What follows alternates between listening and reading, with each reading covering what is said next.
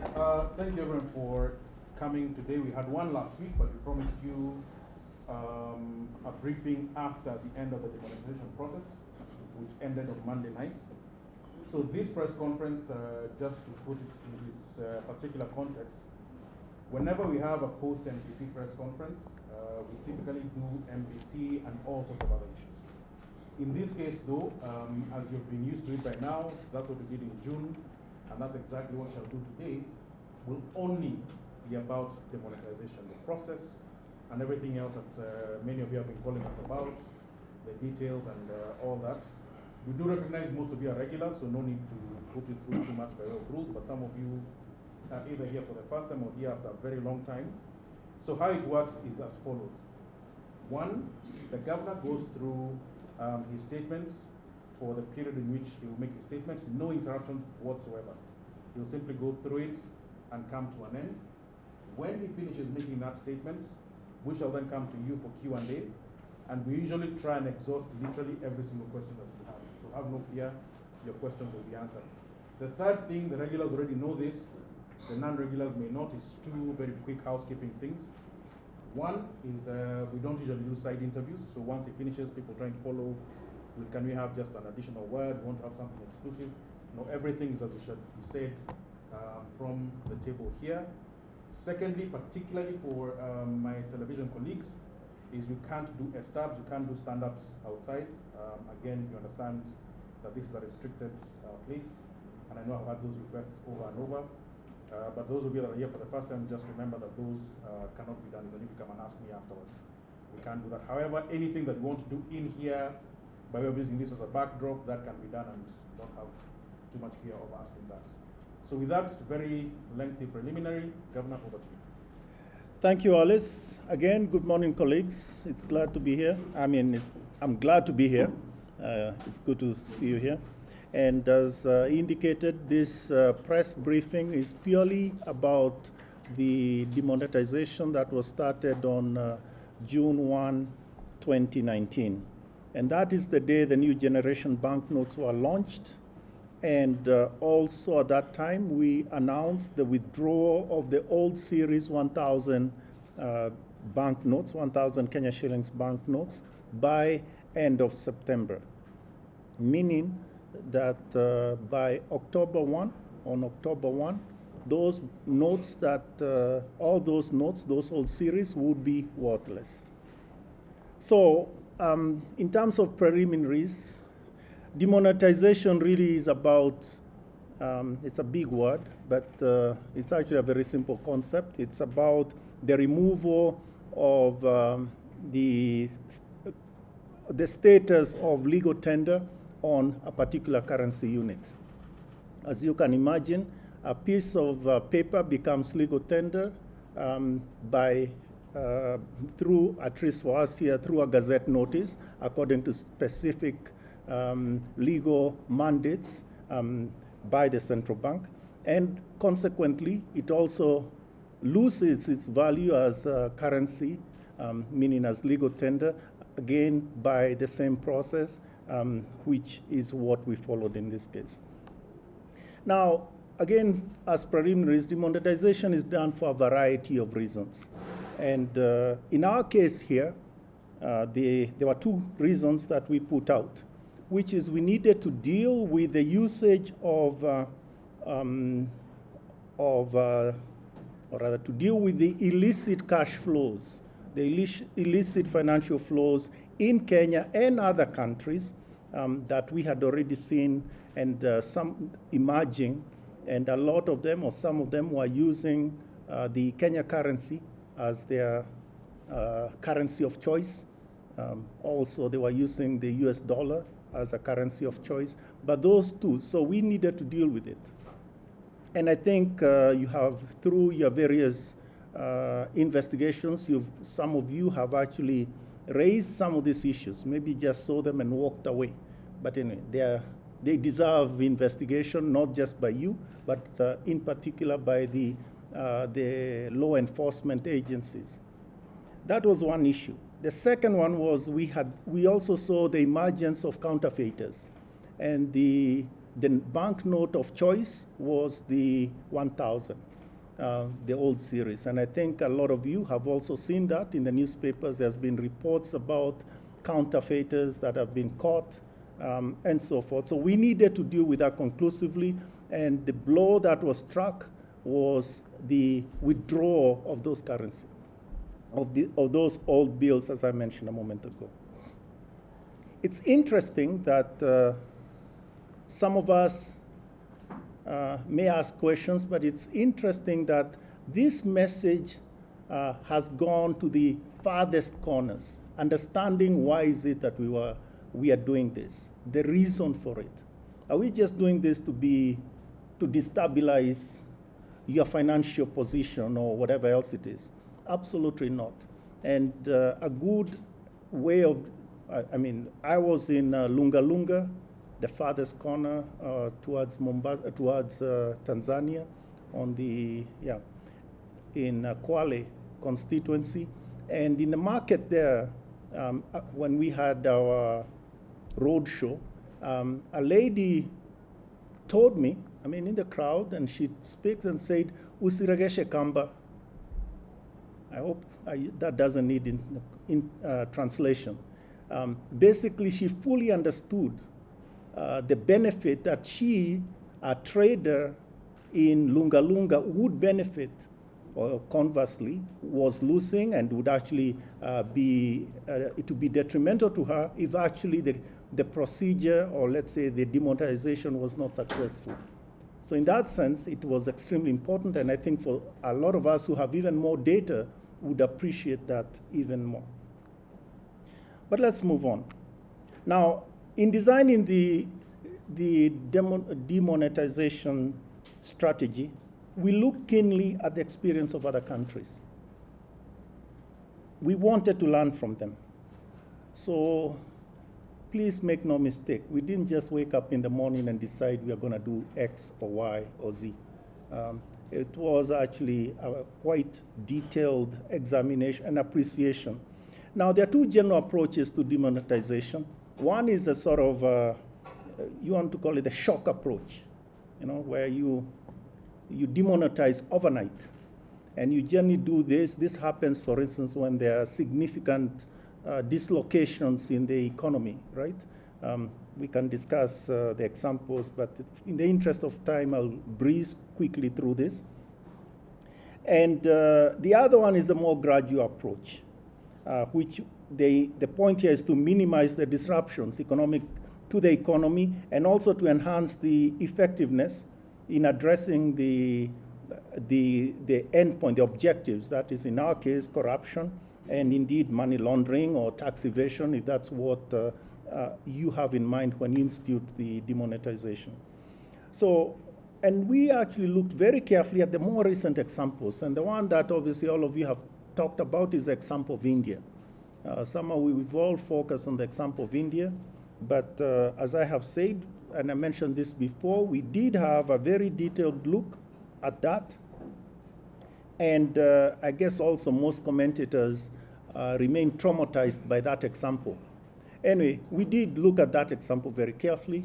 I would also say that the governor of the Reserve Bank of India, who was there when they instituted this, is somebody I know very well.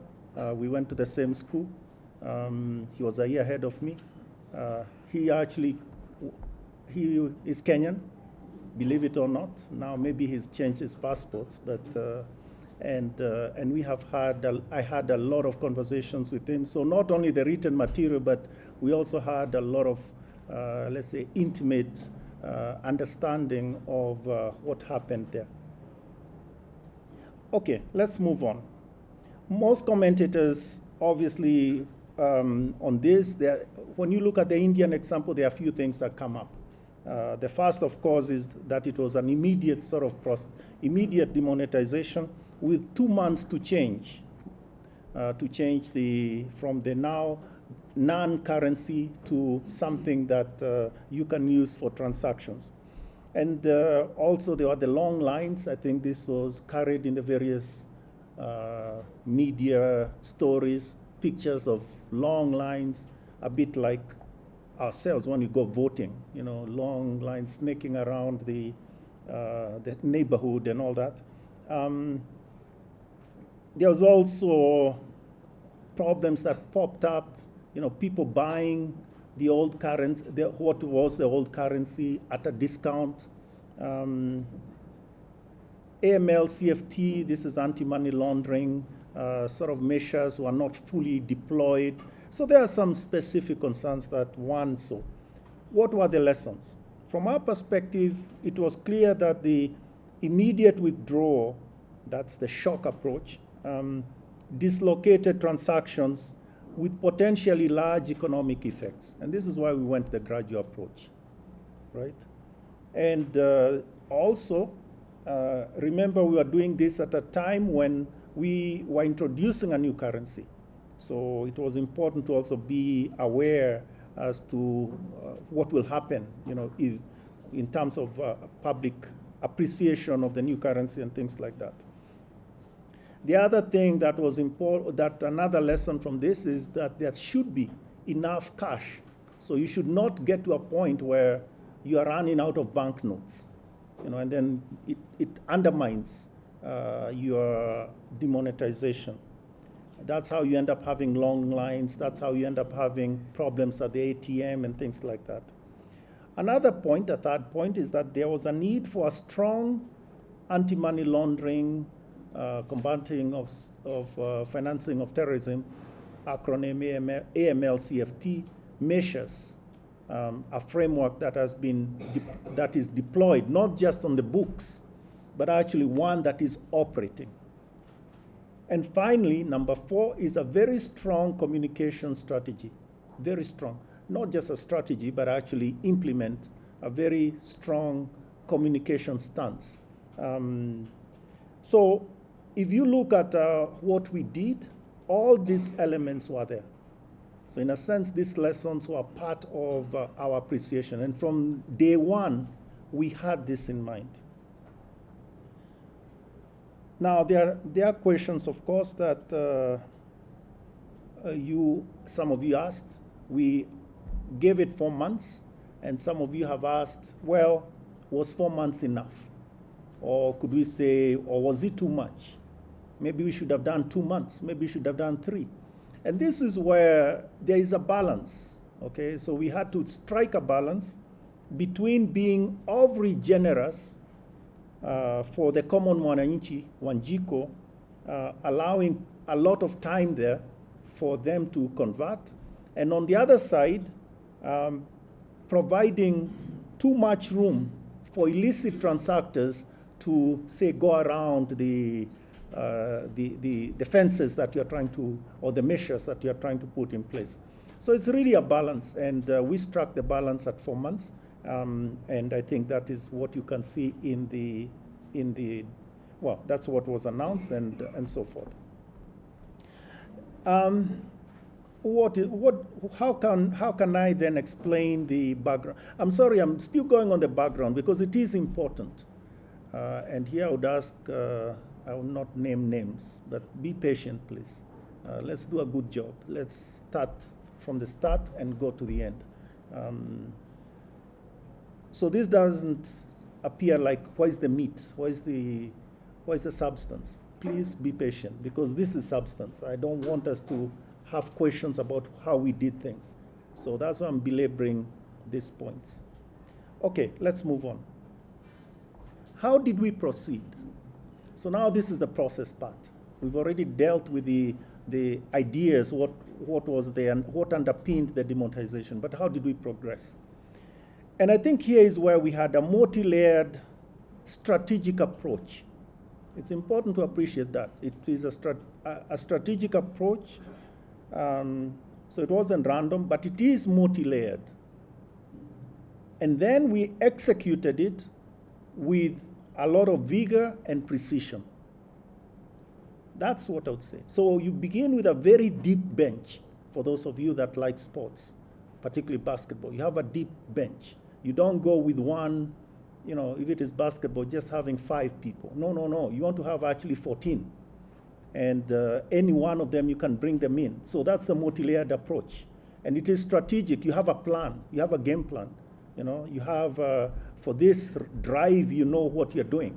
It's not just a random moving in the field. That was the first thing, a multi-layered strategic approach. The second element, so we executed it with vigor and precision. The second element of this was extensive and regular feedback. It was essential to get feedback. So we didn't just roll it off and then just wait for the outcomes. We were getting feedback, and I think some of you have already seen how some of the feedback was coming. And then we had a tactical response to what was going on.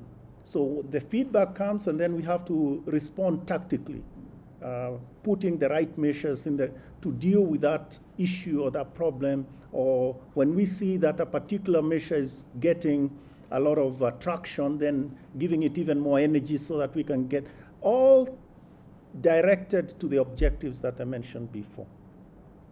All right, so let's move to so when we started off then, priority number one, obviously, so I'll now talk about, to sort of give some details on this. Priority number one was to make sure that everyone is aware of the new banknotes. Remember, we were issuing new generation banknotes, aware of them, and also the security features. So that was priority number one. And as you can imagine, we started off through, let's say, on TV, on that very day, on social media and things like that. We'll come back to that in detail. The second priority was to make sure that the banknotes are widely available, including, of course, recalibrating ATMs, and so that they can actually provide the cash, the new generation banknotes.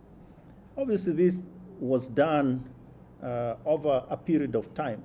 It doesn't happen sort of at the push of a button. We need to provide the data to the people that take care of the ATMs and so forth, and they have to go ATM by ATM. It's a bit lengthy, but that was second priority. And then the third priority was pushing awareness of the security features. You have to continue pushing this.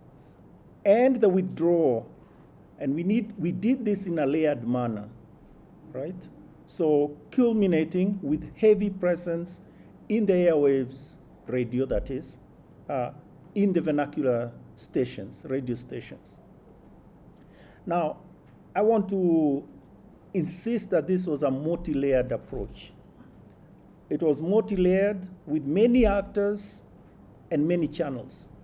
For instance, in terms of the public awareness, we had, and I won't go through all of them, but we actually did a lot of work in the first week on TV, on radio, some radio, at least the main Swahili stations, and also the English stations, and also very heavy on social media. And then very soon, we also put out posters. Every single school got one. If you went to every single chief's camp or the assistant chief's camp, there were posters. If you went to any agent of a bank out there, and indeed even the banks themselves, there were posters about this. This is the first few weeks already. So people knew that. And the other thing we did, of course, was to put out some shillings out there, meaning the banknotes. We knew we couldn't sustain the demand in the first week or the first few weeks. So what we did is to distribute the banknotes around the country so that people could get a sense of it, a handle of it, kama kionjo, right? I guess that's what you say when you get a piece of meat, before you buy it, right? And patia kionjo or something like that. And that was important. But I think we continued, it wasn't just that, so every single administrative office had it. I don't want to go through all of it, but you also know that we went very heavy on road shows. This is why we talked about being in the various places. It's been many years since I attended a baraza, a chief's baraza, but I attended one in Garissa. They haven't changed. The last time I attended a chief's baraza was in 1982 when I was a university student, and rather difficult circumstances, I would admit. But anyway, so we had that. We also went heavy in terms of other in the road shows, in all sorts of ways. We've moved from around the country, from Kondere in Kisumu to Lunga Lunga to Ajir, all those places and other places in between. We've also been to Narok. I've never danced with Morans before, but this particular day I did. So there are many channels that we use for communicating this. On TV, I think I have been, on radio I have had, I think 27 interviews on radio, using the vernacular radio stations.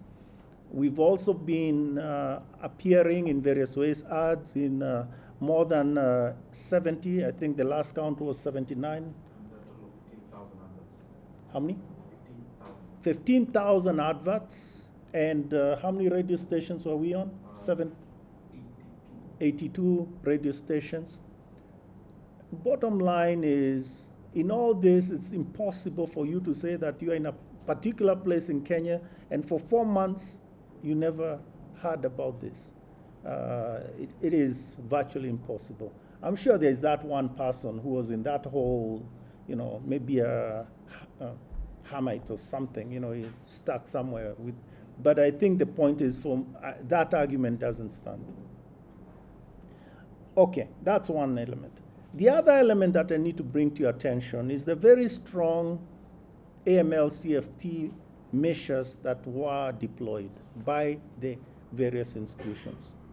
Now, when I say AML-CFT measures, maybe for your audience, it's good to say what this is. And this is the measures that ensure when you bring money, you want to make a transaction, you should be ready to explain and to confirm that your money is legit, meaning it's not the proceeds of some criminal activity.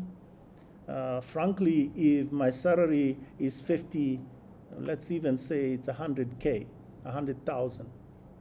I'm a senior official in some institution, whatever the institution is.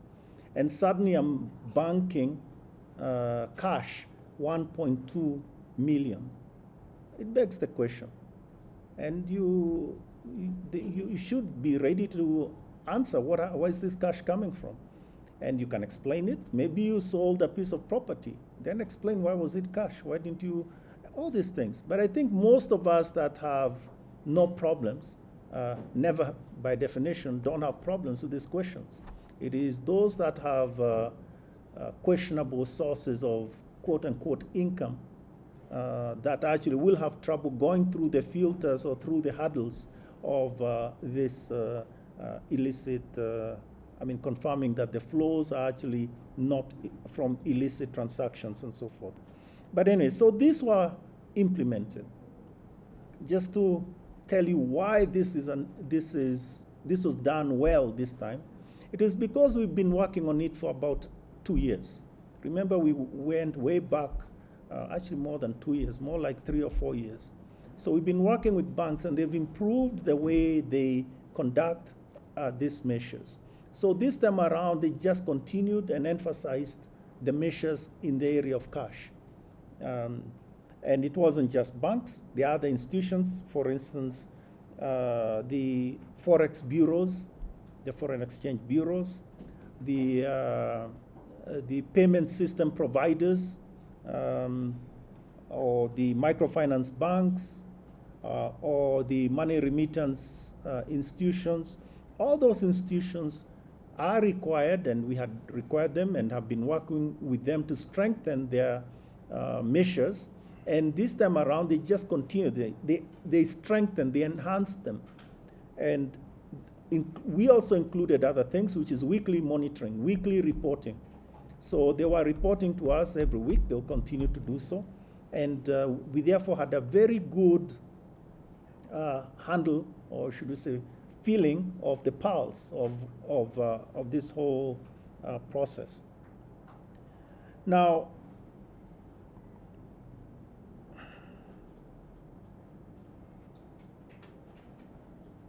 I think it is also worth saying that, you know, it's amazing. It's not just explaining.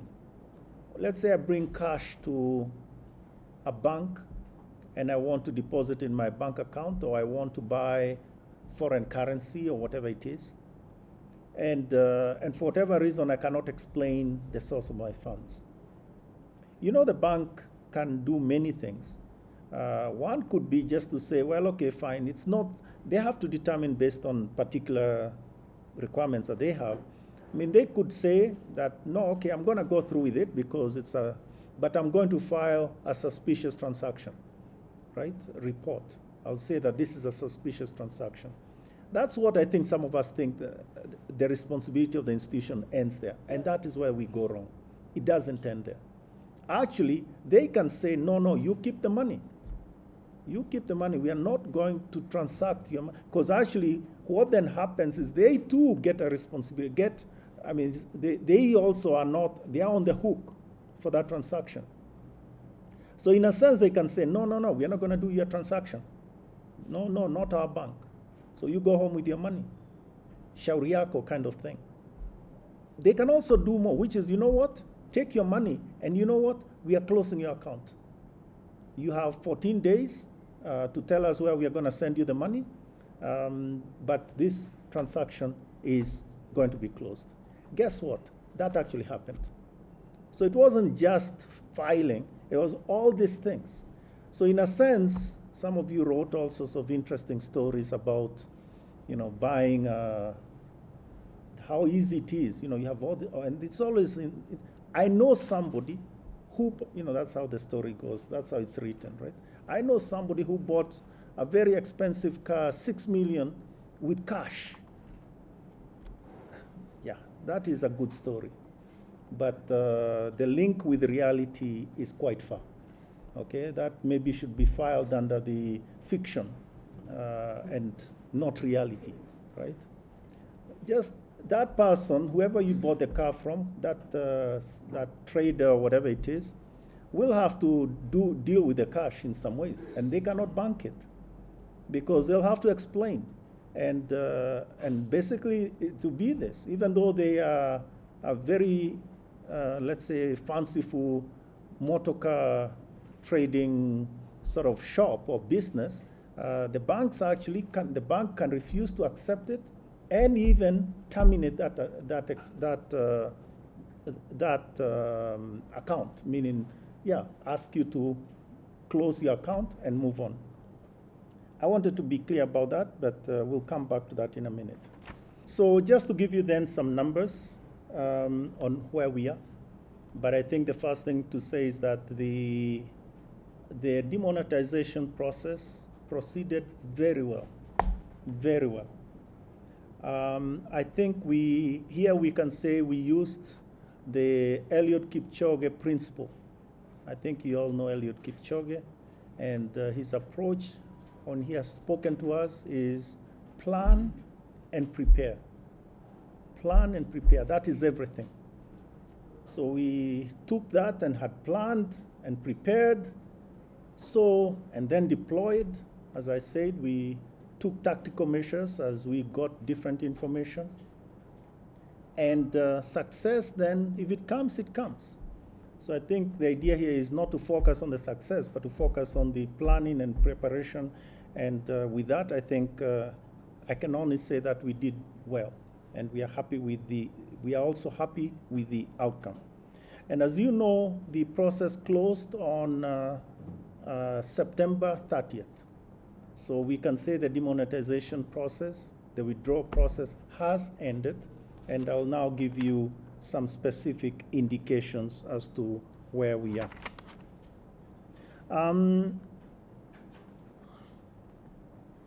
So first, just to give you some background numbers, the exchanges that we saw, and this is now using all the transactions say to Monday, of the transactions in 0 to, or let's say less than 500,000 Kenya shillings, in value terms, so now let's talk value. By the way, there will be a press release after this sometime today, which will, just to be sure that we don't get mixed up in the numbers. Numbers are important to all of us. But anyway, but you can quote these numbers as you see fit. So in terms of values, so less than, transactions that were less than 500K, in terms of values, there were 62%. So 62% of the transactions were less than 500K, 500,000. 79% of the transactions in value terms were less than 1 million. And if you even push the number, the level higher to 2 million, 92% of the transactions in value terms were less than 2 million. Now, in terms of numbers, if you think of how many transactions we did during this whole process, 96% of them were less than 500. So there are many, very many small transactions, 500,000 that is. And if you go to 1 million, it is, or let's just say 99% of the transactions were less than 1 million. Now, last week, or last time we were here, when I gave some of these numbers, somebody asked me, what do we mean by this? And I think there are two sort of points I would make. First is that just accepting that the transactions are small. So those people that had huge, that we expected to bring huge transactions and all that, most of us have very small amounts of cash in that sense, most of us. So the other element here is that the risk-based cutoffs that we had, if you remember, we had said that until 1 million, you can go to any bank. Until between 1 and 5, you can go to your own bank. And above 5, you can go to the central bank. Those sort of cutoffs, remember, those are risk-based. So this actually validates, or should we say, it confirms that those risk-based cutoffs were appropriate, meaning they were not excessive. You know, most people were well under the cutoff of 1 million in terms of just going to any bank and making their transactions. So that's a good set of things there. Then, obviously, during all this process, I talked about the AML CFT measures had been fully deployed. I talked about that. By the way, I don't know if I said this, I think I didn't. I should have underscored that it wasn't just the banks. It was the banks, it was the Forex bureaus, it was the microfinance institutions, MRPs, PSPs, all of them. Yes, I did mention that. So it wasn't just banks that were following the enhanced measures in terms of checks that were in place. And one of these, obviously, is the suspicious transactions, right? So how many suspicious transactions were filed or were flagged? How many transactions were flagged? And during this period, June to September, 3,172 suspicious transactions were flagged. Now, that is a large number, 3,000, meaning the investigators need to follow this and try and connect the dots. But in this day and age, with computing, with AI, with other techniques, and obviously with very energetic staff, you can deal with this within some period of time. So it doesn't mean overnight, but it means that in a particular, an appropriate length, these matters can be dealt with. Now, I also wanted to give you the number of transactions that took place in the country during that period, but it runs into the billions, I'm sure. Wallace, thank you very much. vetted this, so if it is wrong, blame Wallace.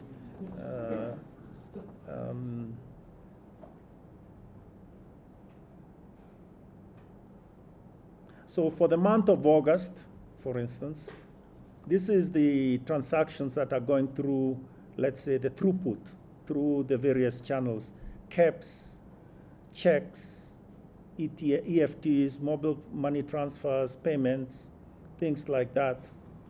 The volume is something like 161 million. So 161,082,470 if you want precision. So it's 161 million transactions. So that's 1 month. So you need to appreciate that there are a lot of transactions that really take place. That check that you send, that transfer to somebody else, that transfer to your mom, all these things, that payment at a restaurant, all that in 1 month you have 161 million. Okay, so that gives you an order of magnitude to scale your numbers by, to scale the 3,000 that I mentioned a moment ago. Okay, let's move on. The other thing that you should also appreciate is once we as central bank got this information, we acted on it.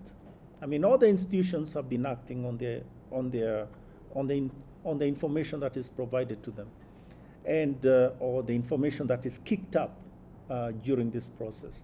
And we as central bank, one of the things we did is when we saw information, when we saw through our monitoring and whatever other information we were getting, and there was concern with a particular institution, we didn't wait. We went in and did a targeted inspection. And during these 4 months, we did 15 targeted inspections. Very high volume of inspections, but yes, we've done that. We've figured out what the outcomes were, if there are any concerns. And most of the things, most of this, you could imagine that most of this, let's say, inspections that we have done during this period of time have led to tightening of their implementation.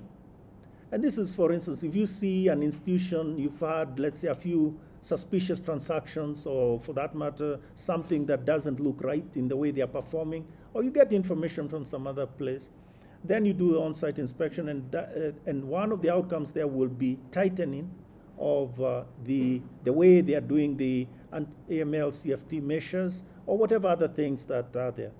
Of course, it also leads to tighter monitoring or more close monitoring of that institution and their transactions, and of course other enforcement measures. So all that and were deployed, and those were the outcomes. What about the other institutions? The other institutions, and this now I'm talking about, for instance, DCI, KRA, so the investigative agent, the Director of Criminal Investigation, the Kenya Revenue Authority, EACC, the ethics, and I don't know what EACC stands for, but in any event, so be it. And then FRC, I think I know what FRC stands for, but I think we know them. All these obviously have gotten information that is pertinent to their mandates and that they can act on. And of course, from our perspective, is to make sure that the information is going to, and then let them work with the other agencies that they work with. That is ongoing. So the fact that demonetization has happened, it doesn't mean that that's the end of the issues.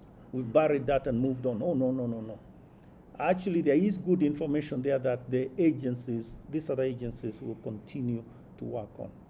So, what do we have before you?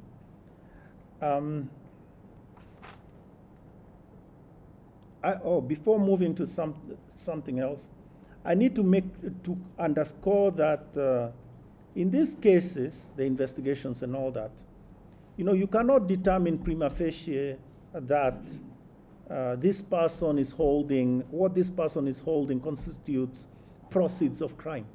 It doesn't work that way. You know, you don't have, it's not like you have knowledge, you know, from, I don't know, downloaded to you that so-and-so is holding proceeds of crime. And no, there has to be, it has to be evidence-based. In a sense, the information about the predicate offenses, whatever they are, tax evasion, money laundering, whatever, needs to be presented, meaning the agencies need to get that information and deal with it. So I do hope you appreciate that that is something that is done correctly because of the usual due process and other things that we mentioned there. There is also some other cases I wanted to mention, which is at the same time you have this, you also have other cases that are linked to the banking system or the banking sector and have come also in the context of this. And I think we talked a bit about some time ago, but I'll mention it now, the counterfeits. Again, if you remember, that was one of the reasons why we were doing this.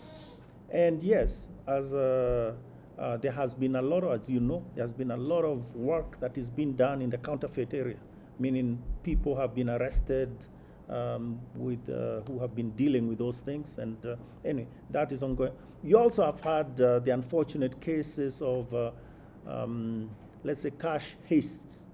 I don't like that word, but so be it. It's, yeah, words mean different things to different people. But so this sort of robbery of cash, and we've seen a few of those. And even those have been dealt with or are being dealt with in the context of all the investigations that are going on. So what is the strategy therefore?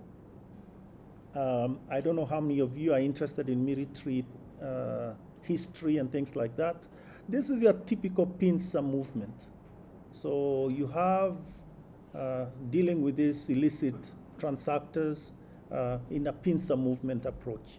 And the idea here is that, yeah, we will deal with them by, let's say, degrading them, and not just by ourselves, but actually with the other, particularly with the other enforcement agencies. Okay, let's move on.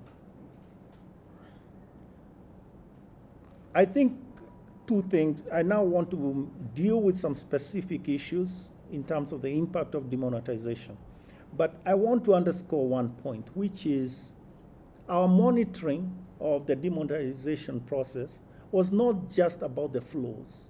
It was not just about the flows, meaning what is going on through them. It was actually very comprehensive in terms of information. I mean, frankly, how else do you think we found out that there was a problem in Narok, meaning farmers in Narok who are buying wheat, or selling wheat rather, farmers in Narok selling wheat with heavy reliance on cash, whatever that was. And I know some of you did go and did some sort of investigation on it, and you found that to be the case.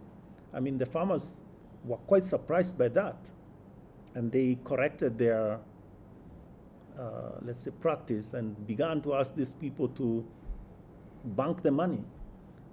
I don't know what happened, whether those people agreed to bank the money or they decided that it was too late in the evening, they'll come back tomorrow, you know. But anyway, I think the point I'm making here is the monitoring wasn't just the financial flows. It was very much using all other sources of information. Okay, let's move on. Impact of demonetization. I want to deal with some, what I would call some straw men that you put up and then you shoot them down. But this was put up by yourselves, actually, and some of your readers, some of your, the population. The first question was about inflation. Oh, Governor, won't this be inflationary? And I think we've dealt with this. I mean, so if money comes into the system, won't this lead to a serious inflation? Actually, that's not what happened. And money that was, quote unquote, under the mattress or in people's vaults at home that they had built, and all those other stories that I think some of you have been retailing, if that money didn't come in, as it didn't, it was never in the system to begin with. So there's no way it could be inflationary. The impact is zero. It was outside the system, it wasn't circulating, and it remains out. Now it is worthless. So zero impact. We can discuss what has happened to velocity and things like that, but that is for another day.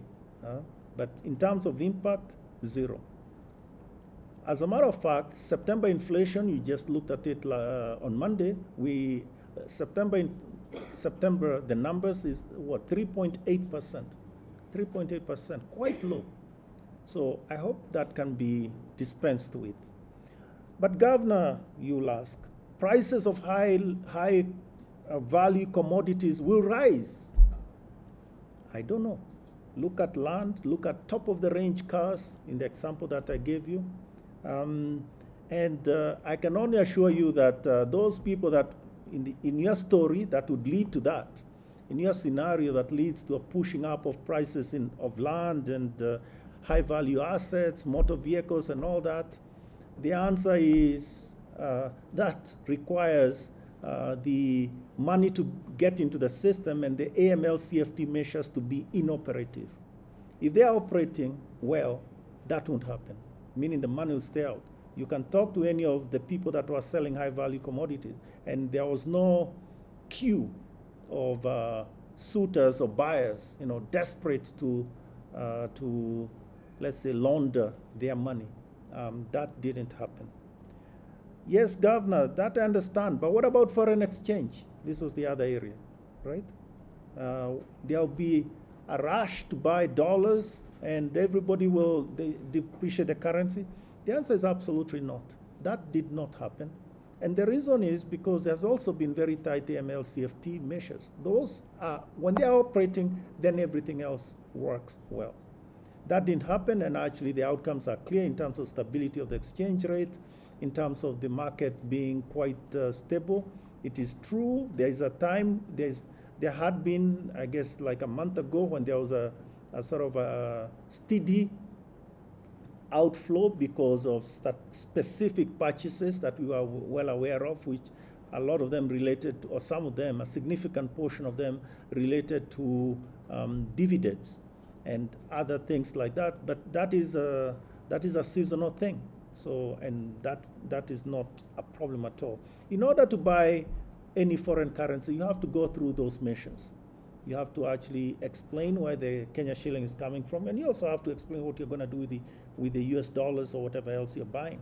If you actually have credible answers to all those, there's absolutely no problem. There's absolutely no problem. Then there was the other one that bothered me a lot, but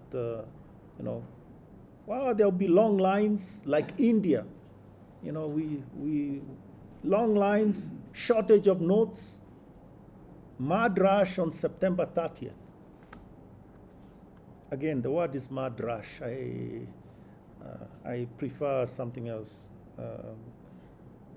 Manic movement on that day. And the answer is absolutely not. There are no long lines. It's true there were some times when there were, there was a few instances where in some far-flung places where maybe there was a huge demand for a week or so, but we dealt with it. So again, this is a tactical response that I'm talking about, not just general. You have a general strategy, but you also have to be tactical in terms of your response. And you're responding based on information from the ground. So information that is being provided to you by people on the ground. And I think we can all say that all that hypothesis that Kenyans are procrastinators, we just proved it wrong. Kenyans know what is good for them, and they do what they need to do in order to have the outcome that is good for them. So, and I think that was clear. By the way, on the particular day, that is on the 30th, most of my day was spent looking at images of bank halls from around the country. I got this on a sort of throughout the day, and with CCTV cameras, you can do that. You understand. This is new technology. You can. So, do you want to know what is happening in where Kayole now? You can do that. I mean, obviously, it's interesting. Maybe I'm revealing too much, but let it go. But I hope you're not surprised that the whole, that you actually can get images sent to you by the branch manager in whichever place to see how this thing, but I think you also understand how closely we monitored this whole situation. Okay, I'm about to finish. The last one, last point in this questions issue. Governor, the destruction of the notes, that is very unfriendly to the environment, right? It's problematic. You should deal with it some other way. Actually, there was a story I liked where somebody said that if you put all our notes, the notes that we are putting, that we are going to destroy, they will be taller than Mount Everest. And I kind of like that. Anyway, the facts are different, my friends. The facts are as follows. The 200 and we had on June 1, we had 217 million pieces of the 1,000. I think we understand each other. That number has been out there for some time. 217 million pieces. So the value is just multiplied by 1,000. So 217 million pieces. If you put them in containers, you know the 40-foot containers, the ones that you see the trucks hauling from 40-foot containers, they would all fit in 5 containers. 5 40-foot containers, if you calculated. Now, if you wanted to put them in a container and yet still have somebody walk around in there because you have a pile of paper and you put them on pallets and things like that so that the forklift can pull them out, if that's what you really want to do, then you can put them in 10 containers. You know, double that and put them in 10 containers. But the volume is exactly, well, not exactly, is comparable to 5 containers, 40-foot containers. So I don't know if I stood on 5 40-foot containers, I'll be on top of Mount Everest. But I leave that to you. Maybe I got it wrong. And how do we discharge these things? Well, when we get them, we punch them. When we get the notes that we are now going to destruct, to remove, and we punch them, and then we shred them into little bits and make them into some sort of powder and fix it into a briquette. Now you're talking the equivalent of just, you understand? So now you've shredded, you've put them into dust-like material, you've compressed them into briquettes, okay? This is a briquette.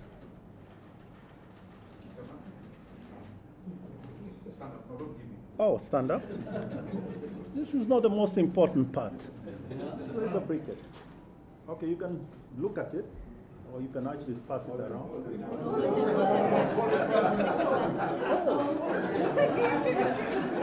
This is the thing I don't. So you want it like this or how? Both? What do you mean how? Like this? Like this? This way. Okay, it will over there. This is a show. Okay, so I need the other people on the other side to also see. I need to have a script for this. Why don't you give me a script? Okay. So this is a briquette. How much is in this briquette? It's the equivalent of 1 million shillings. So this is the equivalent of 1 million shillings. You know, if you had 1,000 of those bills, and then you destroy them, put them into these things, this is what it turns out to be. This one only is 1 million, this is the other, another million. If you want to play around with it, it's there. So I hope so you can see it's compressed and all that, and I hope destroying this thing is not a problem to any of you. When it is, this is how it leaves our building. There are all those stories that you are talking about, and I'm not going to go to the stories. I hope I've discharged with those, I've dispensed of those. Okay, now let's go to other things. So, Governor, what happened here now? Why don't you tell us a bit more in terms of what happened, the numbers and so forth? So, on June 1, we had 1,000, I already mentioned how many Kenya shillings, 1,000 old banknotes, or what now we are calling old banknotes. They comprised, let's say, 83.2% of our currency in circulation. And in terms of pieces, we had 217 047,000 pieces. So 217 047 000 pieces. So 217 million pieces. We have got back at the end of September when we turned off our system, meaning closed businesses, transacted with our banks, shook hands with the banks and their computers. Then we finished our business here, posted all the things, and then switched off our systems. We had received 200, I'll just read it, 209 661 000. So 209 million pieces. That's what we had received. And that's what we'll destroy to make briquettes. So we received that. We need to be clear that when we receive these 209.7 million pieces, these were received through the banks and the various institutions after they had pushed those transactions through the AML CFT filters that I mentioned earlier. That is important. And then they got cash conversion, so they got cash in return, or maybe they deposited it into the account. So those are the channels. Now it's true somebody could also buy some foreign exchange, and that's okay, but the channels are those, right? So I think it is important to stress the operation of the deployed filters, checking the AML CFT. That is essential. That is essential. And if you recall, this was one of the reasons we are so adamant about not weakening the anti-money laundering framework as we have it, particularly related to cash transactions. Okay. So if you did the math, I gave you enough time to do the math. It means that some 7,386,000 pieces never came to us. Which means that at the end of the day, that is the value, you could say it is 7 billion, so 7.386 billion worth of 1,000 bills that never made it to the central bank. And therefore, when we turned off our computers, became worthless. So people holding 7.4 billion cash on that day, and they did not come to convert their currency to the new board.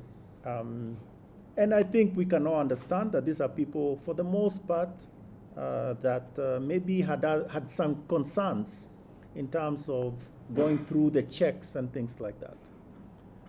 It's not that they didn't know that the transactions were taking place. Now it's true, you do have that person who may have been sick on a particular day and all those other things, and therefore couldn't.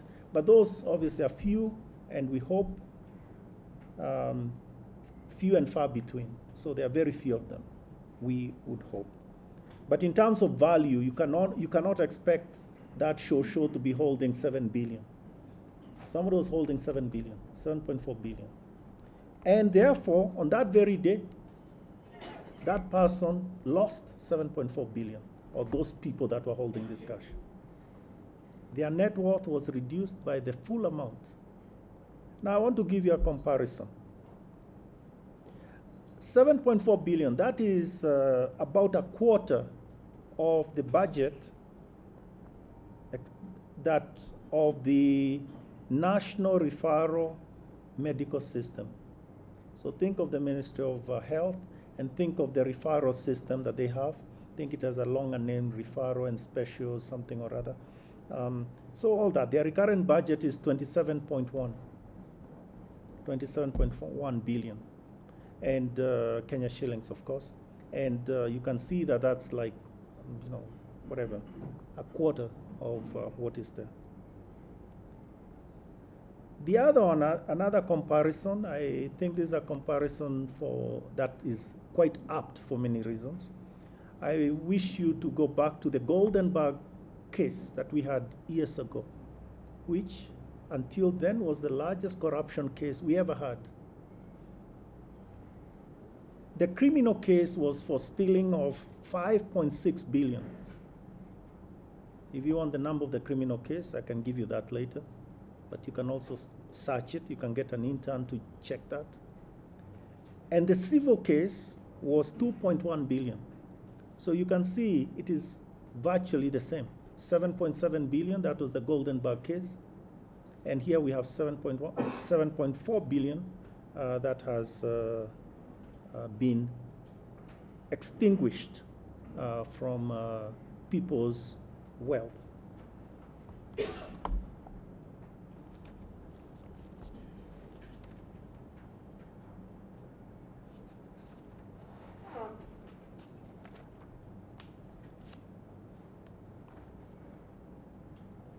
So, where do we go from here?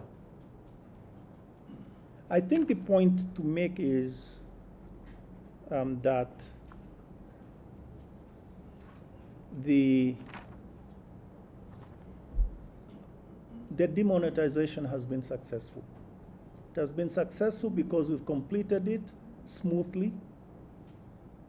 We've completed it with with the AML CFT filters firmly in place, and therefore anyone who didn't have any you wouldn't expect to have problems because their money is licit and all those other things they can explain. They had no problem, they went through.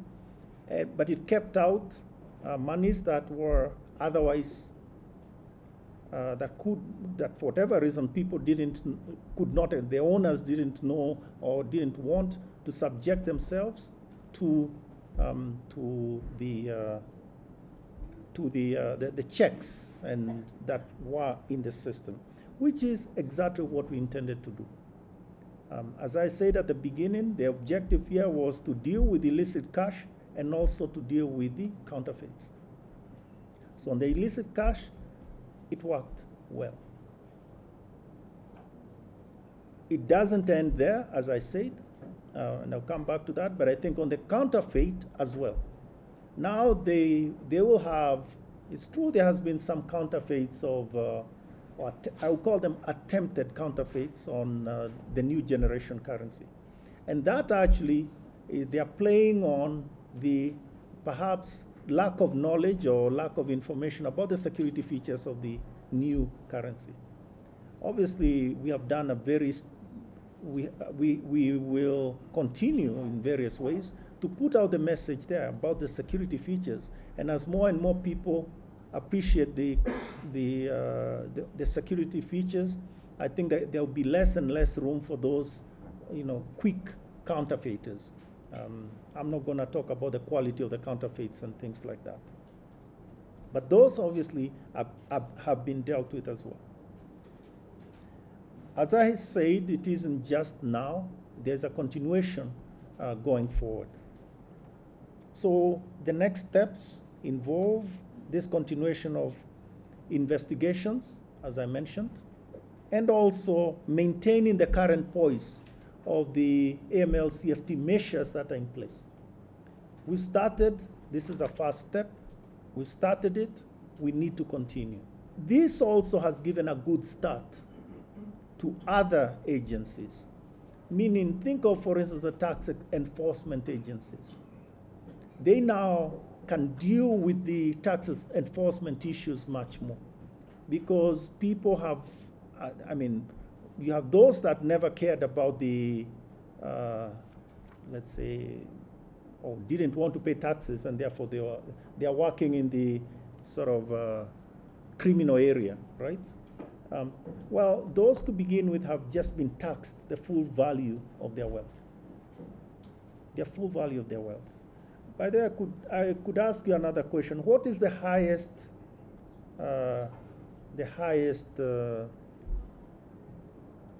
fine that has ever been imposed on a corruption case in Kenya, ever? It is 52 million. Million we are talking, not billion. So you can see that this has been a very blunt charge on people that have been otherwise, who for whatever reason didn't want to subject themselves to this explanation of, you know, tell us where you got your money from and all those other considerations. So it is a good start. It provides a good start to tax enforcement. Also, it provides a good start with regard to reduced cash transactions moving forward. So the cash transactions, we need to move to less cash society. So less cash. And a lot of those, it's true when the conversions that we talked about, a lot of them, or some of them led to deposits. You know, money came back to deposits. And I think part of this is because people, I mean, those people had really nothing to be worried about. And so they can continue working there. Why do they need to be in cash? You know, really, we should be a society with all the available channels that we have. We really should be a society that is way up there in terms of example of less cash transactions. So finally, the citizens of our country demand and deserve a fresh start. I think the demonetization, the success of the demonetization process provides them with a good start, a good first step in this direction. Thank you. Now I'll take your questions. Thank you, Wallace. Governor, my name is Ferdinand Mondi from the BBC. $7 billion shillings is a lot of money. And part of this, those in the diaspora feel that could be legitimate money. There are those who are complaining that they didn't have enough time within the 4 months to travel and deposit the money and get the exchanges. And you've spoken about striking a balance. But do you feel that you may have shortchanged those in the diaspora because some of them have lost legitimate cash and they are law-abiding citizens? Thank you. David Pilling, Financial Times. My question, in a sense, is the opposite. What you've found is, if my math is right, $75 million that you suspect is illicit. That's what was left on the table. That's roughly, I think, again, if my math is right, about 3% of the total money supply, a bit less than that. If people look through those numbers, will they not conclude that the really corrupt guys, the big guys who are politically linked, have found ways around this system? $75 million does not seem enough to me. Good afternoon. My name is Faisal Ahmed from Citizen. Governor, you said that there were a few bank accounts that were under investigation. Just to check, you said around 15 accounts were under investigation. I'm not sure if it's accounts or individuals. Maybe if you could just clarify on that. Jimmy, welcome back from Narok. Jimmy first. Good afternoon, Governor. The first question is... All right, Jimmy Bogo from K24. And Governor, what I would want to understand is what are the plans for CBK to fill in the 7.4 billion shilling gap that has been left there? Duncan from Reuters. Governor, can you just give us a comment around this entire exercise within the context of the government of Kenya's ambition of turning Nairobi into an international financial center? Okay, fine. So Ferdinand and David, whether the diaspora was shortchanged, I think we should be clear. When any central bank does this, there is one rule that fits everybody, right? That's the issue. And you're absolutely right, Ferdinand. As I said, you have to balance the various risks. But the question is, was 4 months adequate? Actually, like everybody, you could say, no, it's not adequate. I need 6 months. And then when you get the 6-month deadline, you say, no, I need 1 more month. So I don't think that argument washes through. It just doesn't. So they had 4 months. This is a time when they got the information as much as even sooner than anyone else. So they had the opportunities to deal with it. So that doesn't fly. And by the way, I too have 15 UK pounds that I traveled to the UK, and I ended up having 15 UK pounds. And they then withdrew that. David can explain to us later when that happened. And then they introduced the polymer things, and they withdrew the paper-based thing. And to this day, I cannot use it anywhere. I need to present myself in Bank of England place office in order to change this. Now, I'm just making the point that the rule applies to everybody. Whether you are governor of Central Bank of Kenya, and the rules are applied to other people else and so forth. But having said that, I would also tell you that we made what I thought was a very good effort to make sure that everybody, even in the diaspora, knew about it. Social media. We used that quite a bit. Secondly, we also worked with the other agencies that we know out there. And now I'm thinking of the, forget say the US and all that, but think of the people, the diaspora that are closer to us, our Kenyans that are working in Tanzania, Uganda, and so forth. And I think the point here is we work closely with the banks, the central banks of those countries, also in the area of AML-CFT. In effect, this was a very good cooperative or collaborative effort by everybody in the diaspora and indeed the authorities in the diaspora. We also made a very good effort to preserve the value of notes that were, as I mentioned last time, that were held by the various EACC, DCI, prisons, and things like that. Now, if you know somebody perhaps that had stolen some significant amount of change, right? And then they hid it somewhere. And then they went to prison for what? Let's say 6 months, expecting to come out and cash in the thing, right? You know what? That money is paper. So I think we have to appreciate the process. And I should also say, finally, I'm sorry this is a bit long, but there was a court ruling last Friday, a 3-judge bench, and this was one of the questions that they raised. That was presented to them. A, did the central bank have the authority to do this? And the answer was unequivocally yes. And was the time given appropriate? And the answer was unequivocally yes. So I hope that answers your question. David's question, as you say, is the other way. And the question here is, well, then you need to tell me, you're speculating. So you need to tell me then, where was the problem? How did they go around it? Meaning, was the AML measures weak? And what point did they go to it? And again, remember, you have to be risk-based. It's true there, maybe there is a few thousands that slipped through the filters. But the question is, in the amounts that you seem to suggest, where would that have slipped through? I mean, and I think that is the issue. So let's not just say some illicit, some proceeds of crime have slipped into the system. The issue is on a risk-based approach, were those large flows?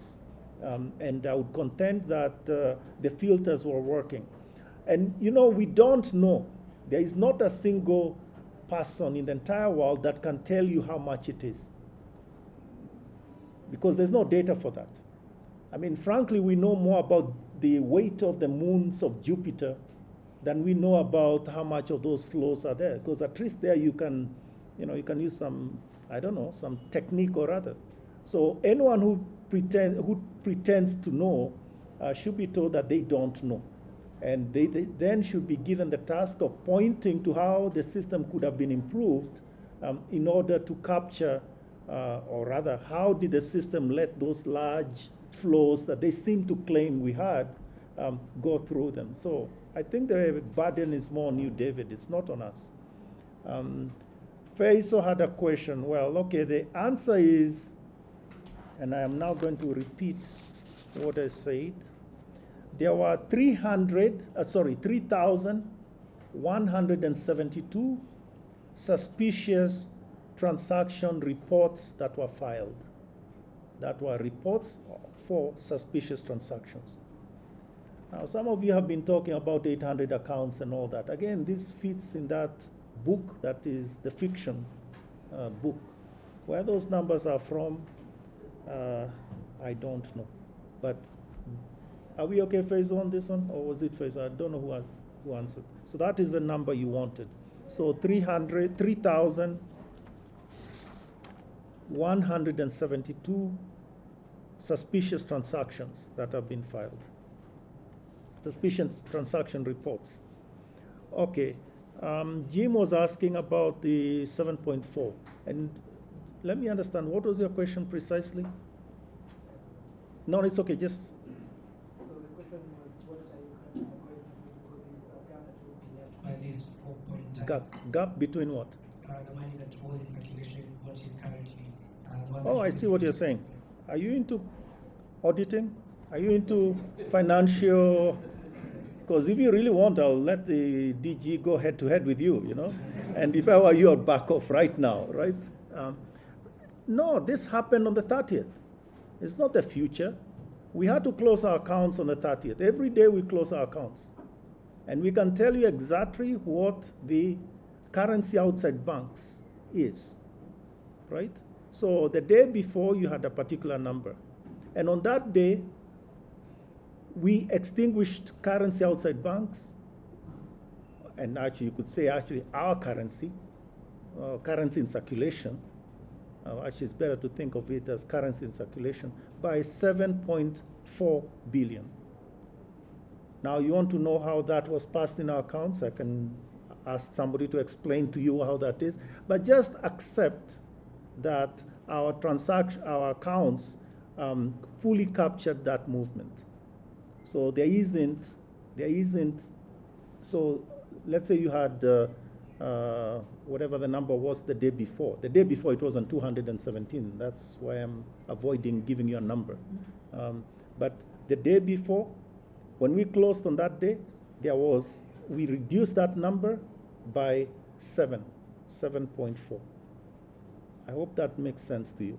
And if you're asking what some other element in our balance sheet needed to move by the full amount to maintain the balance sheet. But that takes us way away from, say, something that we could discuss in a press briefing. But just accept that the transactions were done correctly, and we are not the first bank to demonetize. So there's standard transactions of those sort of things. Then there was a question by Duncan.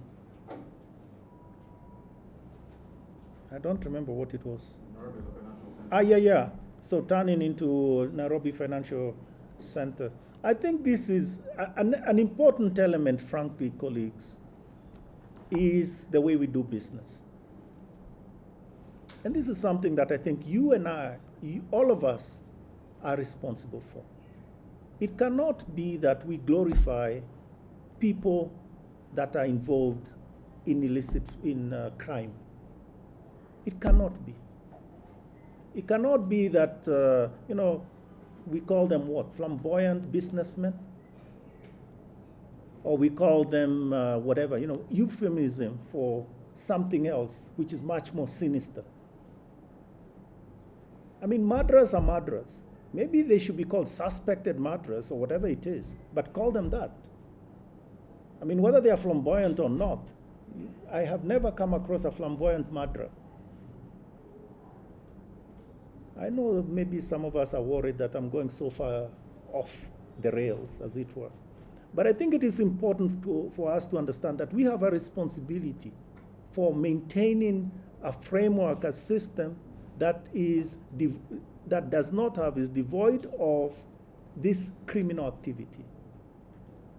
Whether or not they end up driving a very fanciful car or whatever else it is, if really what has put them there is crime and illicit flows, it should be dealt with and extinguished. It's your responsibility, it's my responsibility, it's the responsibility of every single Kenyan. We do not sit on a fence and sort of watch the whole place go to pot. We cannot do that. We have a responsibility. That is our social responsibility to our nation.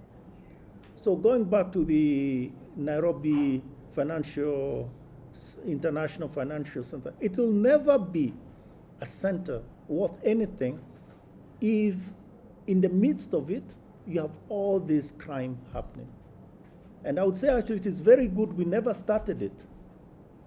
If indeed we had all these criminal flows floating out, you'll end up becoming the hub of all the criminal activity. There used to be, when I worked in the Caribbean, there used to be certain islands there. This is several years ago. They've all cleaned up. So now they are much cleaner and straighter and excellent. But years ago, you'd get a name of a country that is transacting with you, and you'd have to run the other way, because you knew that all those transactions were synonymous to it was money laundering that was going on in the place. So I just want to make it very clear, the question isn't just having a label that says Nairobi International Financial Center. It is, what does it stand for? And it has to stand for proper transactions, or the flows that are coming here are clean.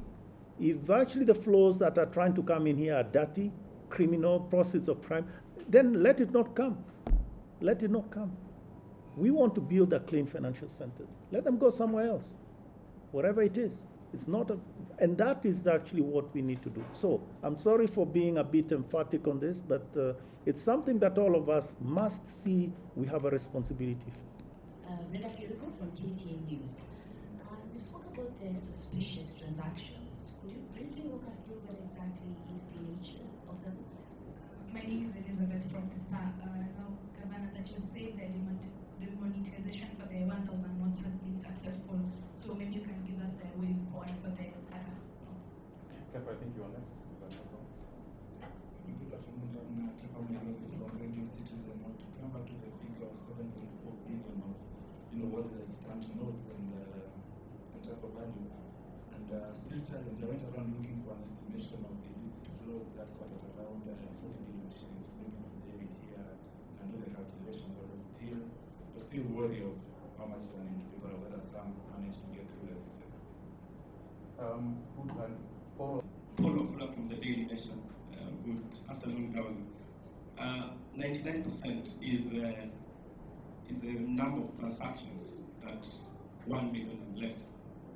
Don't you think that number, or you said that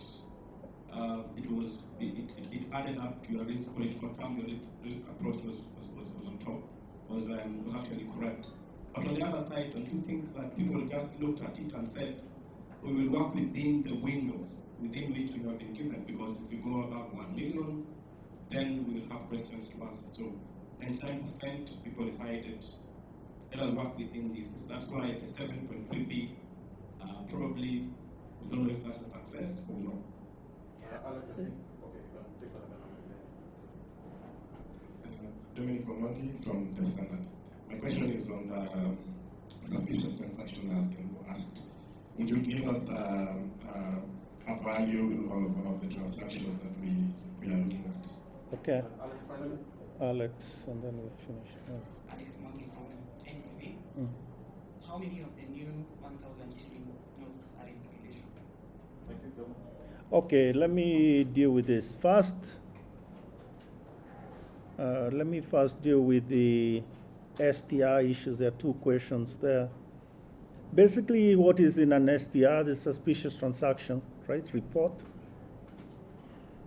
The institution, say the bank, has looked at the information that is before it, and it wants to flag this as a transaction it doesn't fully comprehend. So that's really the point, right? It doesn't fully understand what's going on here. And it looks, there is I would say a probability, a likelihood that this suspicion, that this transaction is not licit, meaning it's illegal, or they're doing something that people don't quite understand. Now, mind you, for most of us, if you ask, for instance, an old person, and I actually had to deal with some old people coming in other places, and you ask them to explain to you certain transactions and all that, it's actually very difficult to fully understand every single point. You understand? But that doesn't mean that that lady, her transactions are to be filed as suspicious, because in a sense, one needs to also understand who it is. But if you are like you and me, and your income is, like I said in that example, 100, and then suddenly you have 1.2, the two don't match. There's something odd about this. So that's basically what it is. They are required to file it. And if we actually found that they are not filing transactions that should be filed, we penalize them for that.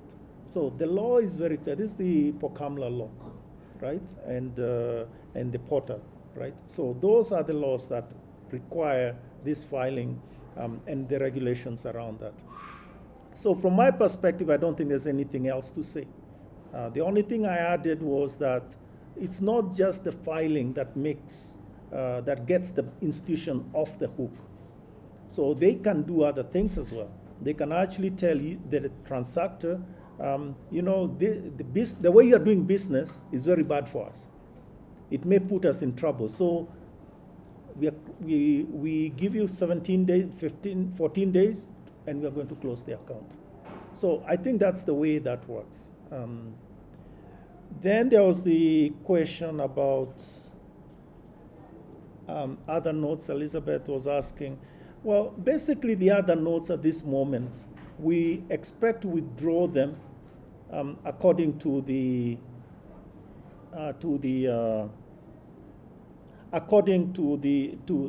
a timeline that is set, not timeline really, is according to our regular mechanism, which is we draw them out from the system when they get dirty.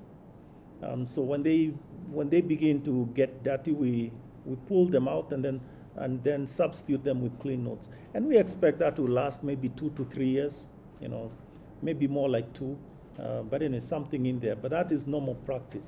So you'll see the number of the old notes sort of dwindling, you know, so less and less and less out of them. And so you shouldn't worry about that. Then there's a question of 5.3. You know, I don't understand, Paul, what your scenario. I don't understand you. You claim that so-and-so had some money, wanted to convert it, but because of the transactions, decided that, let's say they had 2 million, right?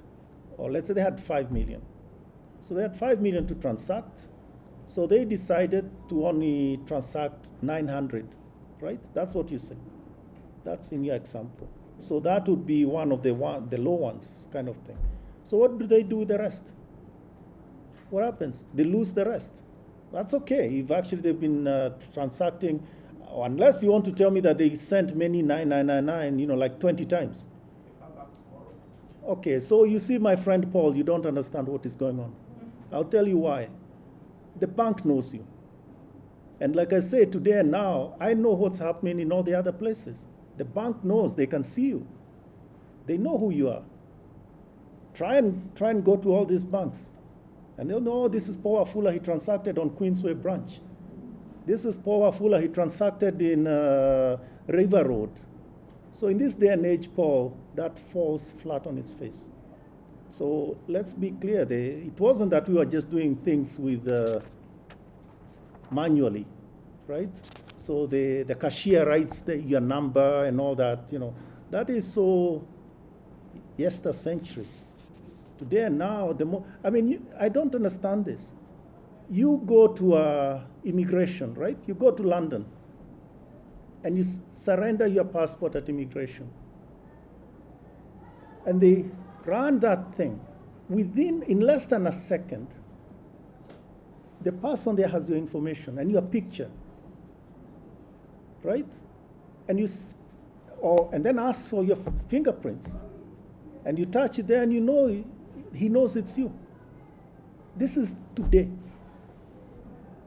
Today I ran my credit card and to make a transaction.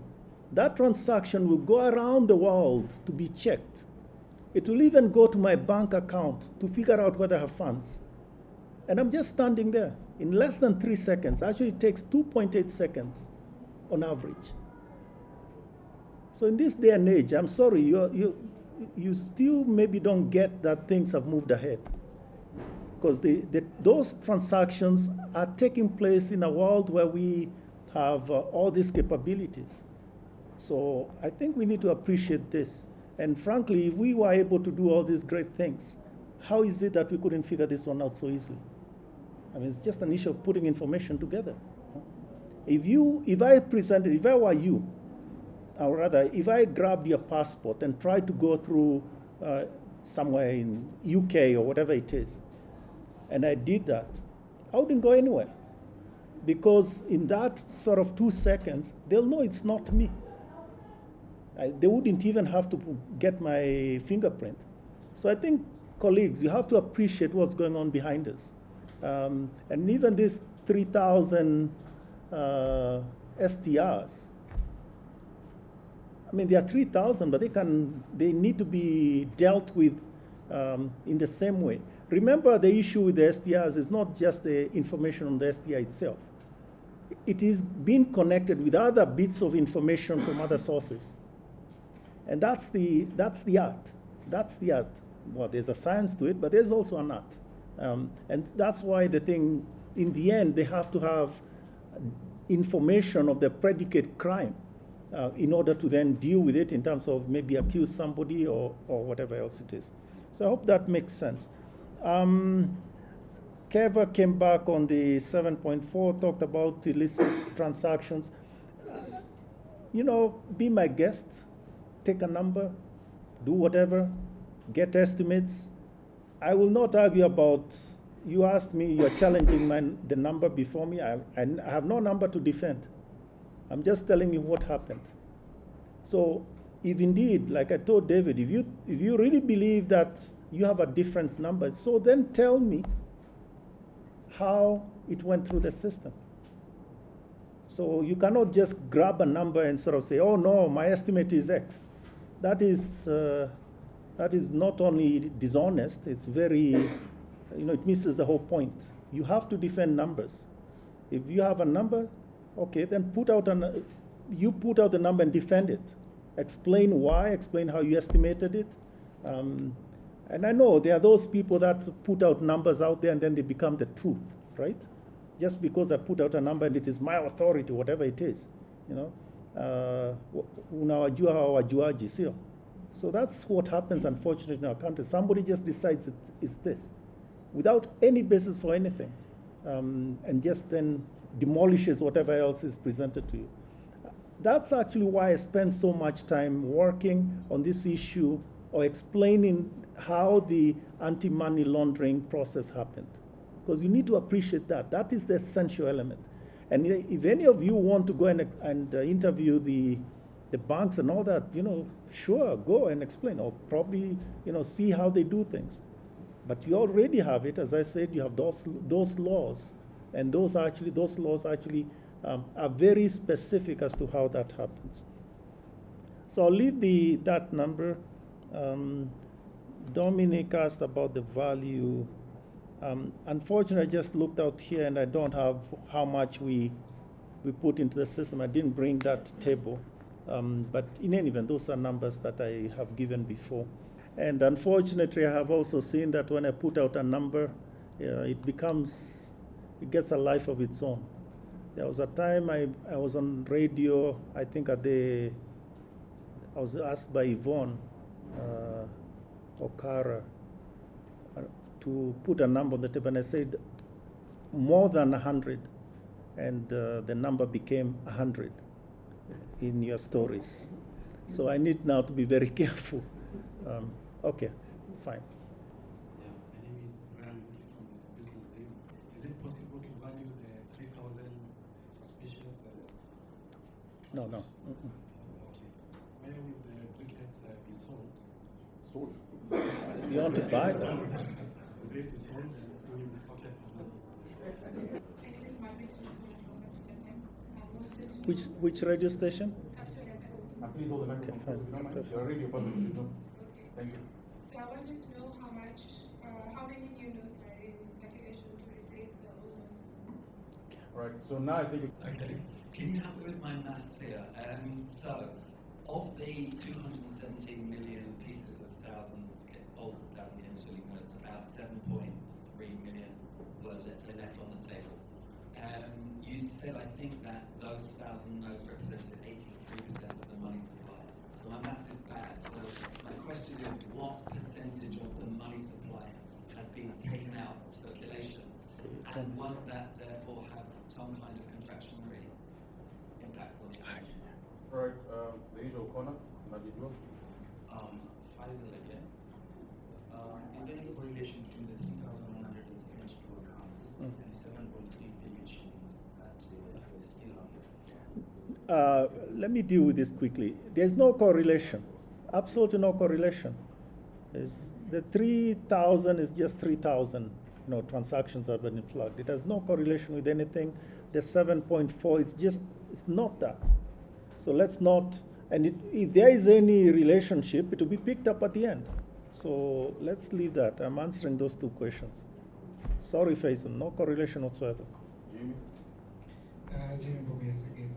Governor, one of the things I want to understand is are there bank accounts that have been shut because of the ongoing demonetization process, and especially in relation to those flag transactions that you talked about 3,000. And the other one is what prompted the 15 inspections that you did, and what was the finding of those inspections? Afternoon, once more, I'd like to know what the results mean for monetary policy. And I've been looking at some figures in terms of just the movement of M0, M3. There's been a bit of a contraction on both sides, and I'd like to note what you're observing. I've just looked at it very thoroughly in my very shallow understanding of things, but I'd like to know what it means for monetary policy going forward and what we are doing. Let's begin with Jim. The issue of the bank accounts that have been shut, yes, there has been. I knew you were going to ask the next follow-up question. The answer to your follow-up question is no, meaning I have no more information to provide you. This is the trouble. You need to also know where, so we are okay. I think we are okay. So there has been. And I think that, and there's also been money that has been pushed back. No, you take it back with you.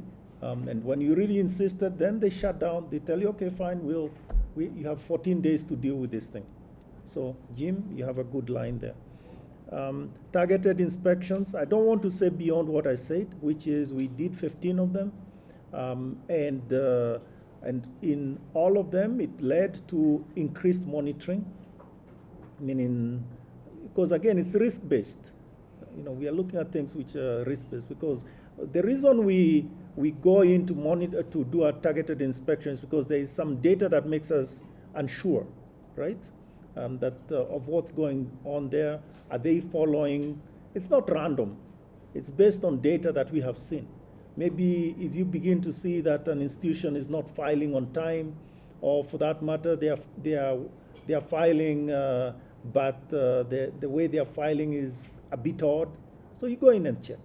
And basically that leads to closer monitoring, and it enhances their implementation of AML CFT filters, because you tell them, no, this you need to tighten. And as needed, you also have other enforcement measures. At times you may even escalate it to the point of fines and in requiring the board to take actions and write back to you. So we have the entire panoply of measures that are available to us. And so that is what we have been happening.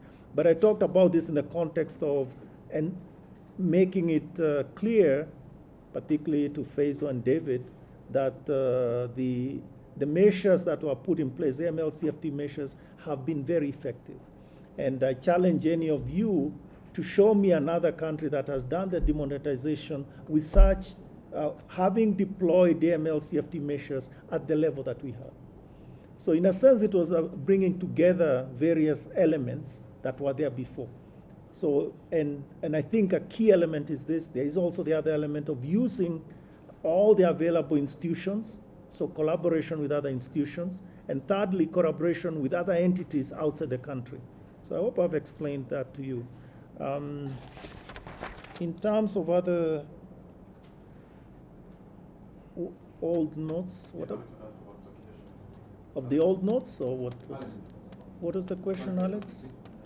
My question was on the number of the new 1,000 shilling notes in circulation. Yeah, somebody is bringing the numbers. It's on my desk. I hope, Alex, you're not going to say that you want to come and see my office. That I won't let you. And I think the lady from Capital FM asked the same question, right? So let's wait for that. Is that okay? Fine. Now, there's all this question about monetary policy, and I'm delighted that you are now asking questions that really excite me. This is economics. So in terms, you can do the calculation, David, in terms of currency in circulation, this was 3.4%. That's straightforward. But only like 0.2% of money supply, which is M3, right? And if you look at our balance sheet, you can see where it stands. But I think the point here is, in terms of the overall, it's not a significant impact on, in terms of numbers, right? But you should understand what it stands for. And this is the point I made earlier when I talked about the impact on inflation. So impact on inflation, I said, is zero. Why?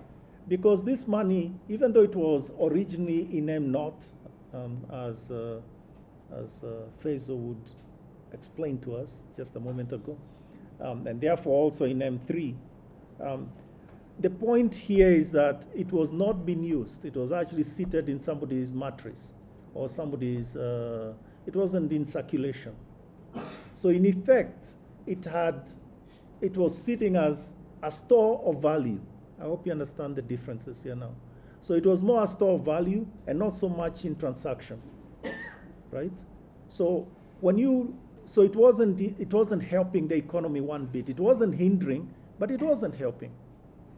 And so once you extinguish it, you extinguish the store of value.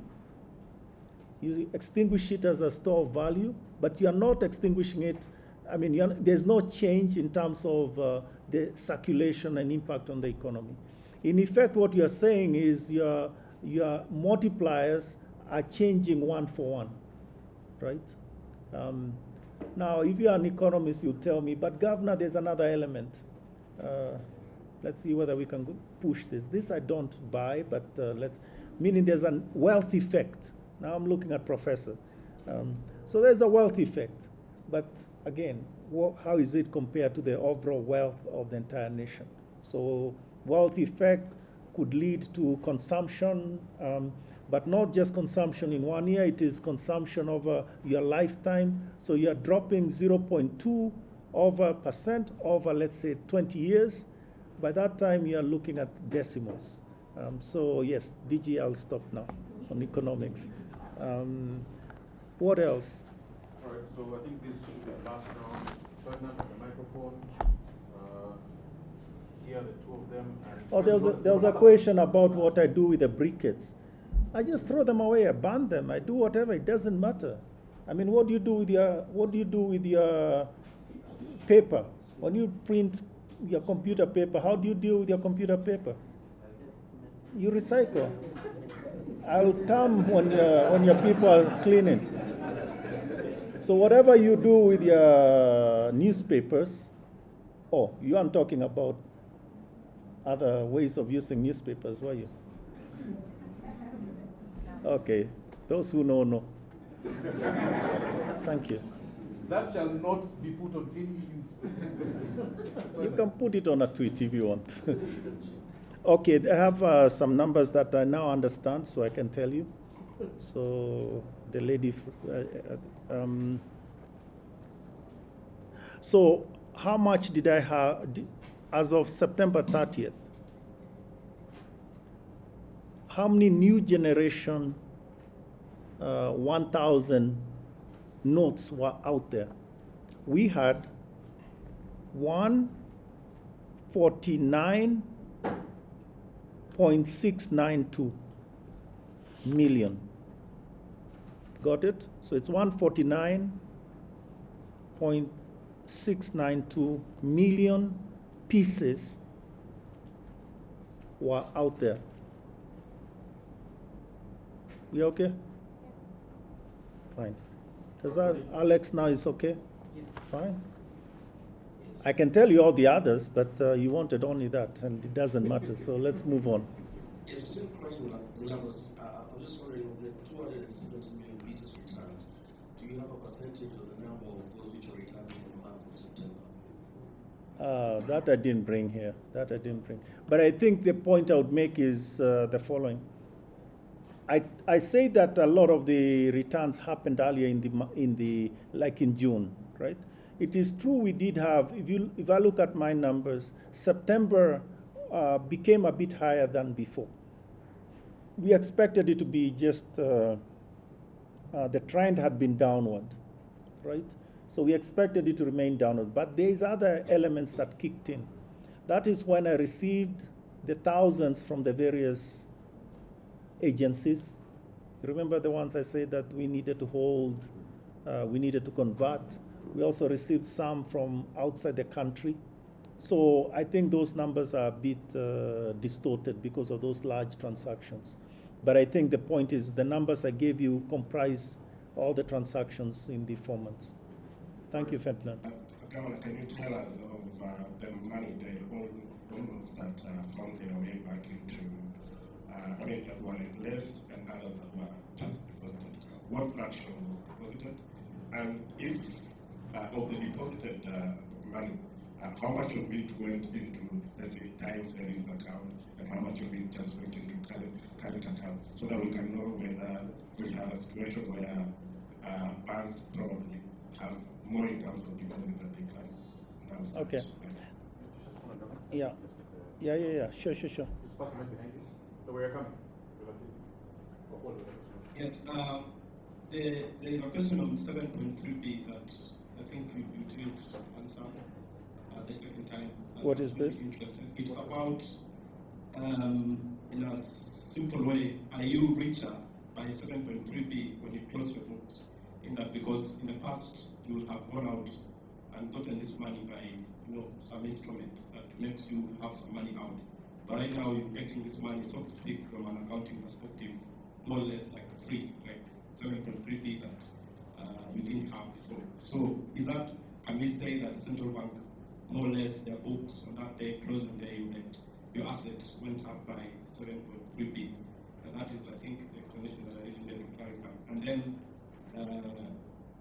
are you happy with the quality of the new notes that you've given? I know the security features are good, but the issue of the lifespan, are you getting any concerns in terms of how soon they're getting, let's say, so to speak, weak and tearing and coming back to you sooner than they should? You said you wanted to deal with illicit cash and counterfeit, and that I understood, but I wanted to know exactly how have you been able to deal with tax evaders as well?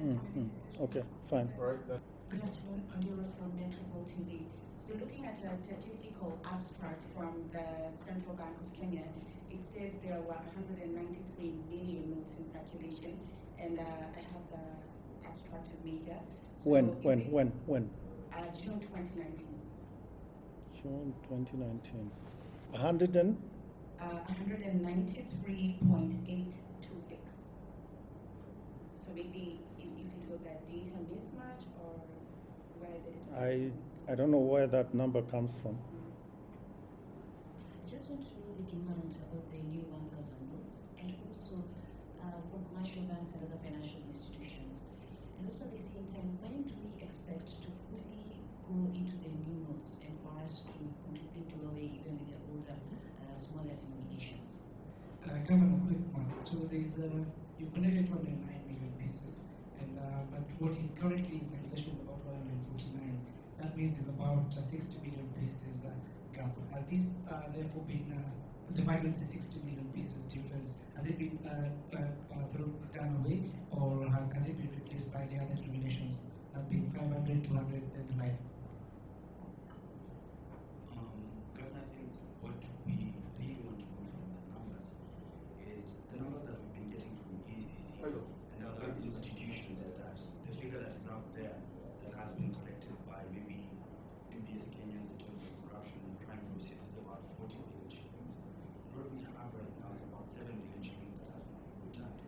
So in essence, the whole exercise of demonetization was to curb illicit funds.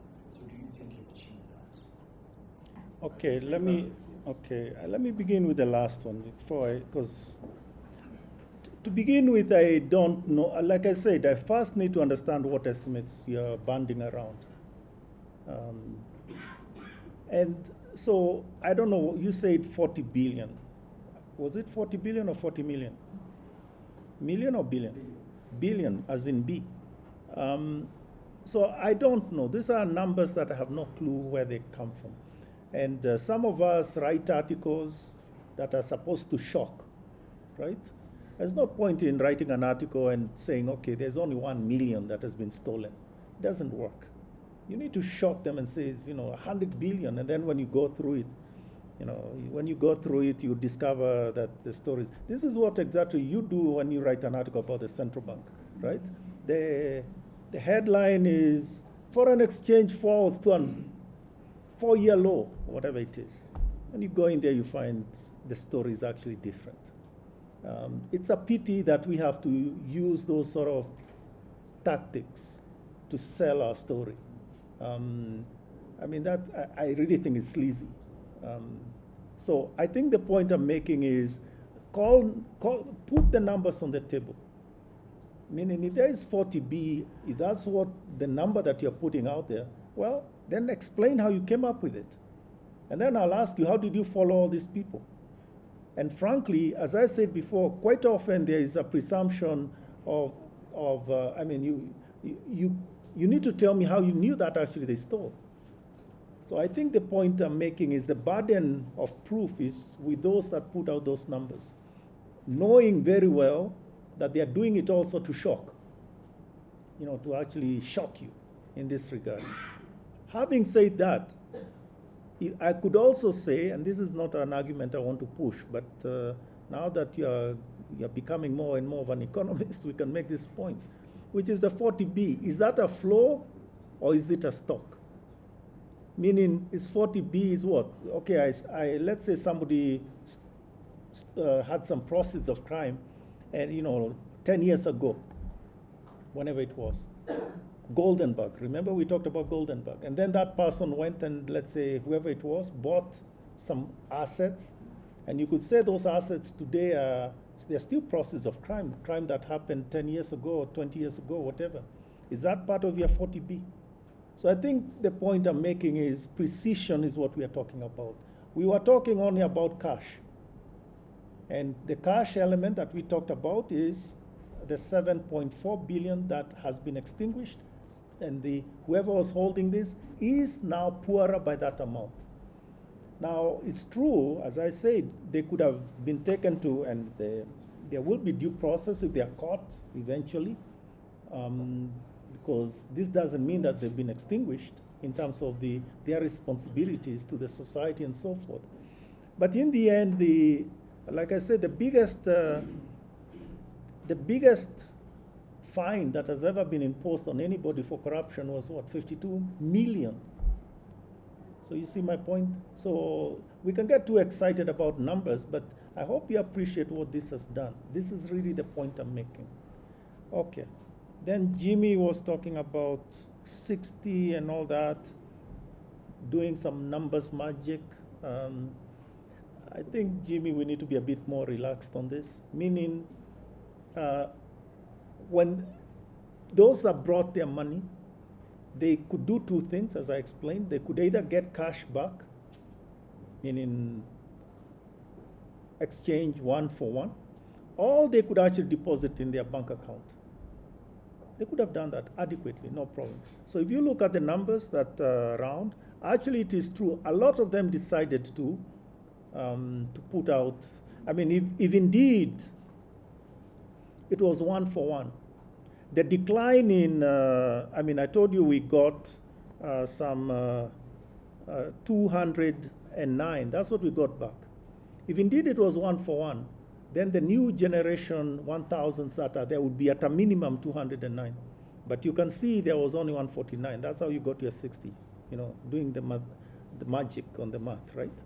But the point is that all that went through the the filters and actually went into deposits. So if you look at deposits have gone up by that amount. But that's perfectly okay. If I have cash in my pocket, I can have it in my pocket and use it for whatever transactions, or I can put it in my bank account and use it for whatever, the same transactions. It's perfectly okay. There's absolutely no hindrance, one way or the other. So we shouldn't be so focused about the decision, the individual decision of cash or deposit. That's your decision. It depends on what you're doing and so forth. But I think the most key element that I think you should appreciate a little more is that clearly there are people that were holding cash that really didn't need to hold cash. And they've moved into deposits, meaning they are perfectly okay having the money in deposits. And so there was a sense that they were avoiding banks. But remember, the banks have also moved, meaning they should be better. And we'll continue pushing them to be much more customer-centric and things like that. Or even things like you talk about petrol stations, which until now has been largely cash. Going forward, it will be less and less cash. I mean, why is it that I need to actually surrender cash at a petrol station? I mean, I have a credit card, I have a debit card, I have M-Pesa. I mean, I have all these other channels that are non-cash and are less risky and so forth. So I think the point here is there's a realization amongst at least a certain segment of society that have been doing proper transactions, that actually doing cash is much more problematic. Having the transactions in cash is much more problematic than the transactions that they could do using other means. And one of the issues, of course, which some people highlighted before, was the requirements that are there in terms of transactions and things like that with the banks. And frankly, if you are doing proper transactions, that's not a problem. So in a sense, deep water is not synonymous to drowning. We can discuss that later. Then there was a question of the new notes. By when will they be fully deployed in the country? As I said, we continue to put out the new notes exactly like we do in other notes or in the past or whatever. And one of this, so we expect over the next 2 years to actually remove from the system all the all the old notes, and eventually end up having only the new notes. So it'll be 2 years or so. But I think the point here is that is part of our normal way of doing business. Tax evaders. The people that deal with tax evasion who deal with the tax evaders is obviously KRA, Kenya Revenue Authority. The point is that in all this, there's now more information. We talked about those 3,000 SDRs and things like that, but other information that KRA can deal with and talking to specific transactors. That's not our business as a central bank. That's their business. They have their mandate. And sure, they'll come knocking on your door, asking you, you are making these transactions. You talked about the one about the car that was worth, 6 million shillings cash, whatever it is. So you made these transactions. Where's the VAT? Where's the, all those other things? It's their business. So if you are doing good business, you shouldn't worry about it because you are actually compliant in all those ways. Okay, then quality of the notes. We are not concerned about the quality of the notes. I think in the first few months, they are going through a rather rough sort of initiation, if you may.